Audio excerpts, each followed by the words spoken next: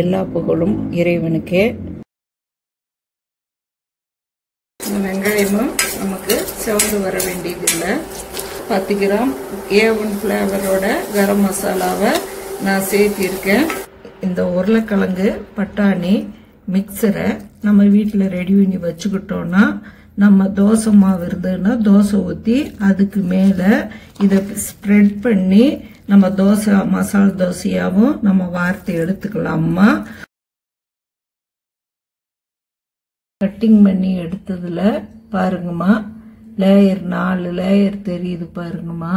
ஒரு கோல்டு கலர்ல வெந்து வந்ததுமே நம்ம திருப்பி இந்த சைடு போட்டு முடிச்சிட்டோம்னா நம்ம கையிலையும் உருளைக்கிழங்கு ஃப்ரை கிடைக்குமா.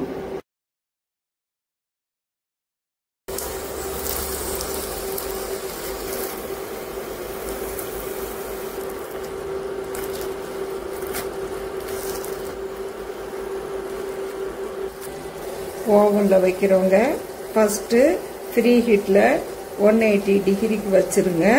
வச்ச பிற்பாடு இந்த சமோசாவை மேலே வெண்ணெயோ நெய்யோ மேலே அப்ளை பண்ணிட்டு ஒன் சைடு வைங்க. வாசம் வந்துடும், கம்மகமான வாசம் வரும்போது நீங்கள் மறுபடி ஓப்பன் பண்ணி எடுத்து திரும்பவும் திருப்பி வைங்க. திருப்பி வச்சுட்டு மறுபடி விட்டுருங்க. அது கொஞ்சம் நேரத்தில் மறுபடி வாசம் வரும். ஓவனை ஆஃப் பண்ணிருங்கம்மா. கொஞ்ச நேரத்துல உங்களுக்கு நல்ல மொறு மொறுன்னு கிறிஸ்பான சமோசா கிடைச்சிரும். ஒரு 1/4 கிலோ மைதா மாவுல 1/4 கிலோ உருளைக்கிழங்குல எவ்வளவு சமோசா வந்திருக்குது. ஆவி பறக்க பறக்க உருளைக்கிழங்கு பட்டாணி சமோசா ரெடிமா. நல்ல லேயர் லேயராகவும் வந்திருக்கு. இப்ப நீங்க இதை செஞ்சு யாருக்கு கொடுத்தாலும் தட்டு மிச்சம் வைக்காம சாப்பிடுவாங்க. எப்படி செஞ்சீங்க அப்படின்னு கேட்குற அளவுக்கு இருக்கும். இந்த ஆலு பராத்தாவை கட் பண்ணி எடுத்து சாப்பிட்டு பார்த்தோம்னா, இந்த ஸ்டஃப்டோட மேல் லேயர் வந்து வாயில் போட்டாவே மொறுமொறுன்னு கரைஞ்சு போகுதுமா.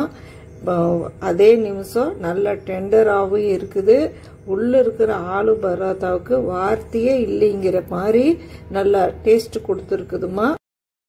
அதே போல இந்த சமோசாவும் அதே போலதான். ஈவினிங் டயத்துல ஒரு 1/4 கிலோ மைதா மாவு 1/4 கிலோ உருளைக்கிழங்கு வச்சு எத்தனை பீஸ் ரெடியா இருக்குதுன்னு பாருங்க. ஒரு வீட்டுக்கே தேவையான அளவுக்கு நம்ம ரெடி பண்ண முடியுமா. நீங்களும் ஒரு 1/4 கிலோ மாவு 1/4 கிலோ உருளைக்கிழங்கு வாங்கி நீங்களும் இதே போல செஞ்சு சாப்பிட்டு பாருங்கம்மா.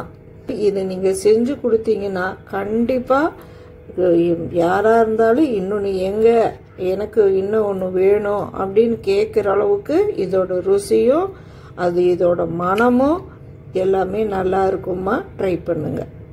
இந்த சமோசா வந்து எதுக்கு வேணாலும் டீ கூட வச்சு சாப்பிட்றதுக்கும் ஆகும். இல்லை இப்போ நாங்கள் பள்ளிவாசல் கஞ்சியோட இந்த சமோசா சாப்பிட்றதுக்கு தான் நாங்கள் இதை செஞ்சுருக்கோம். இது நாங்கள் ட்ரை பண்ணுறோம். நீங்களும் இந்த கஞ்சியோட இந்த சமோசாவை செஞ்சு இந்த பள்ளிவாசல் கஞ்சிங்கிற இதை வச்சு நீங்கள் செஞ்சு சாப்பிட்டு பார்த்துட்டு எப்படி ஃபீட்பேக்கு எங்களுக்கு கொடுங்கம்மா. பானிபூரிக்கு பச்சை கலரில் தண்ணியாக ஒரு தண்ணி எடுத்து நம்ம அப்படியே எடுத்து சாப்பிடுவோம்.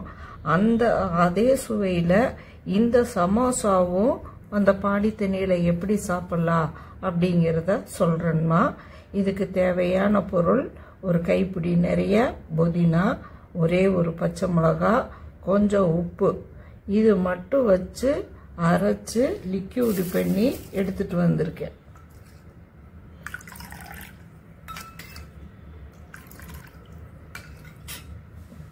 இதில் தேவையான அளவு எலுமிச்சம்பழ சாறு சேர்த்திக்கலாம்.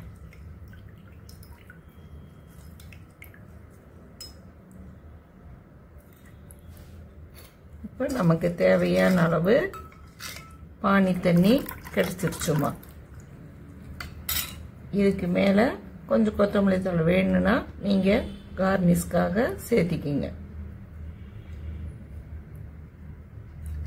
பானி தண்ணி ரெடி ஆயிடுச்சுமா. இப்போ பிளேட் பண்ணி காமிக்கிறோம் எப்படி சாப்பிடணுங்கிறத நீங்கள் பார்த்து தெரிஞ்சு இதையும் ஒரு தடவை நீங்கள் ட்ரை பண்ணி பாருங்கள்.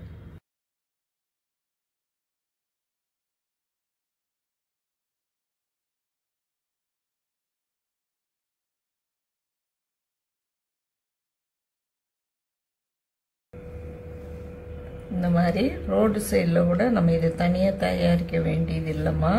இப்போ ரோடு சைட்லேயே வெங்காய சமோசா, ஆனியன் சமோசா, உருளைக்கிழங்கு சமோசான்னு சொல்லி கிடைக்குதுமா. ஒரு லேயரும் உள்ள இருக்கிற மசாலாவும் வர்ற மாதிரி நீங்க கட் பண்ணிக்கிங்க.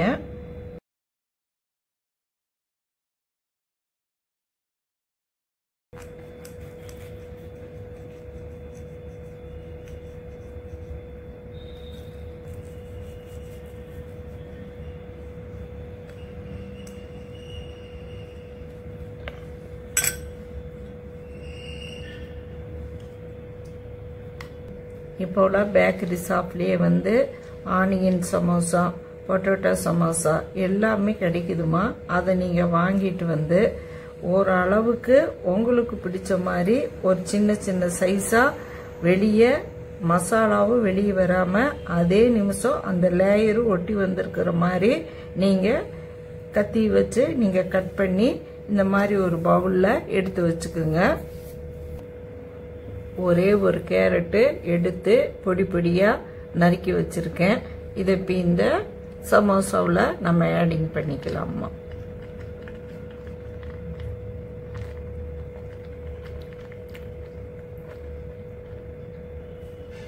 ஆனியன் ஒரு பெரிய நம்பர் 100 கிராம் அளவு உள்ளது. அதையும் பொடி பொடியாக கட் பண்ணி எடுத்திருக்கேன். அதையும் நம்ம இந்த பவுலில் சேர்த்திக்கலாமா. இதெல்லாம் வந்து வயிறு ஃபில்லிங்காக நம்மளும் டேஸ்டாக சாப்பிட்ணும், ஒரு சமோசா சாப்பிட்ணுன்னு ஆசைப்படுவோம். சாப்பிடலாமா வேண்டாமான்னு யோசிப்போம். அப்போ இதை ஹெல்த்தாக எப்படி மாற்றி சாப்பிட்லாம் அப்படிங்கிற ஒரு விஷயத்தை தான் உங்களுக்கு நான் இதில் டிஸ்பிளே பண்ணுறேம்மா. கொத்தமல்லி தழை ஒரு கை நிறைச்சி பொடி பொடியாக கட் பண்ணியிருக்கேன். கிரீனரி ரொம்ப நல்லது, உடம்புக்கு நல்லது. நம்ம இது போட்டிருக்கிற எல்லா விஷயமே வந்து ரொம்ப நல்ல பொருள்கள் தான் நம்ம இதில் சேர்த்திருக்கிறோம்மா. இப்போ நம்ம வீட்டிலையே தயாரித்த புதினா கிரீன் பானி நம்ம ரெடி பண்ணி வச்சுருக்கோம். இதில் சாட் மசாலாவோ சீரகம் மிளகோ எதுவுமே நான் இதில் சேர்த்தலை. வெறும் புதினா, எலுமிச்சம்பழம், பச்சை மிளகாய், கொத்தமல்லி தழை கொஞ்சம் இது மட்டும் போட்டு உப்பு போட்டு அரைச்சிருக்கிறேன்ப்பா. இதே வந்து ரொம்ப நல்ல டேஸ்ட் இருக்கு. நீங்க அதை தேடணும், இதை தேடணும், சாட் மசாலா தேடணும் அப்படிங்கறதெல்லாம் இல்லை. இப்ப இந்த பானி தண்ணியை வந்து நான் இதுல ஊத்துறேன்.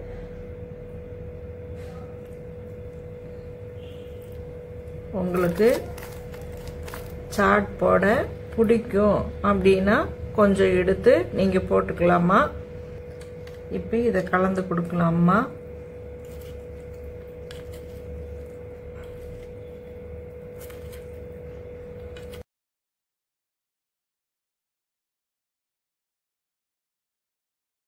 உங்களுக்கு பிடிச்ச மாதிரி பானிபூரி இருந்துச்சுனாலும் அதை மேலே நீங்கள் தூவி விடலாம். இல்லை ஓமப்பொடி இருந்தாலும் நீங்கள் தூவி விடலாம். இது வயிறு ஃபில்லிங்காக இது வந்து சட்டுன்னு ஒரு 2 சமோசா வந்துச்சா நம்ம கட் பண்ணமா போட்டு நம்மளும் சாப்பிடலாம் அப்படிங்கிற ஒரு விஷயத்த உங்களுக்கு சொல்லி கொடுத்துருக்குறேன்மா. இது ஒரு பவுலே இருக்கு. இதை சாப்பிட்டாவே வயிறு ஃபில் ஆயிடும். இந்த கேரட்ல கால்சியம் சி, விட்டமின்ஸ் எல்லாமே நிறைய நிறைஞ்சிருக்கு. நம்ம உடம்புக்கு இயற்கையாகவே வந்து டெய்லி ஒரு கேரட் எடுத்துக்கலாம் அப்படின்னு சொல்றாங்க.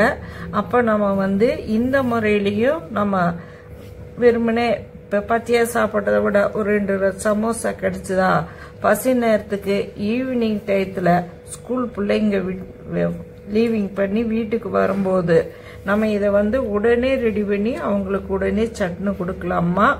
இதுல உங்களுக்காக கஷ்டம் இது எதுவும் இல்லை. ஷாப்ல கிடைக்கிற சமோசா வாங்கி நீங்க பயன்படுத்தி நீங்க இதை ஒன் டைம் நீங்க செஞ்சு பாருங்கம்மா.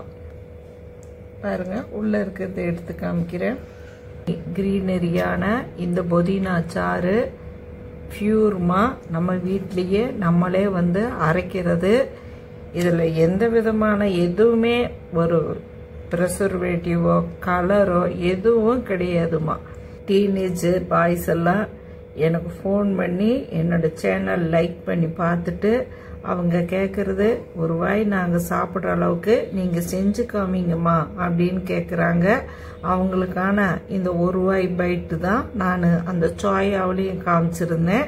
இப்போ இதுலேயும் நான் காமிக்கிறேன். ஒரு வாய் சாப்பிட்டாவே அவ்வளோ மனசு நிறைஞ்சு இருக்கும்மா. இந்த சமோசா செய்யறதுக்கான லிங்க் வந்து டிஸ்கிரிப்ஷன் பாக்ஸில் இருக்கும், நீங்கள் பார்த்துக்கலாம்மா. அவங்க டியூஷனுக்கு அனுப்புறதுக்கு வயிறு ஃபில்லிங் ஆகி ஒரு திருப்தியோடு அவங்களுக்கு டியூஷனோ மேற்கொண்டு படிக்கிறக்கோ இது வந்து அவங்களுக்கு நல்லா ஒரு ஊட்டச்சத்தாகவும் இருக்கும். நீங்கள் அவங்களுக்கு ஒரு திருப்தியான சாப்பாடு கொடுத்துட்டீங்கன்னாவே அவங்க ஜாலியாக படிக்க போயிடுவாங்க.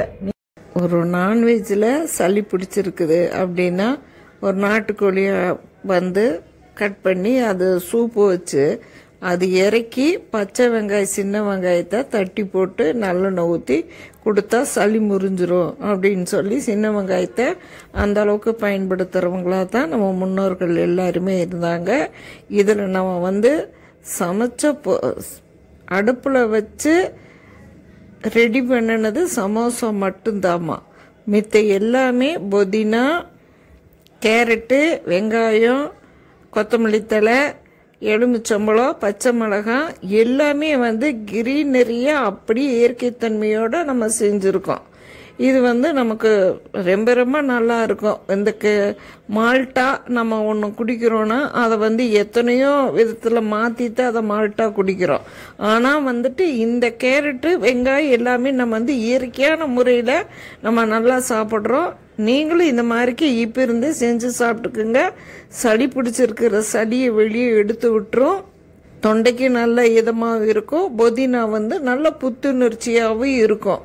இதில் வந்து உங்களுக்கு இதை சாப்பிட்டதுனால சளி பிடிக்கும் அப்படிலாம் இதில் எதுவுமே இல்லைம்மா. கண்டிப்பாக ட்ரை பண்ணி பாருங்க.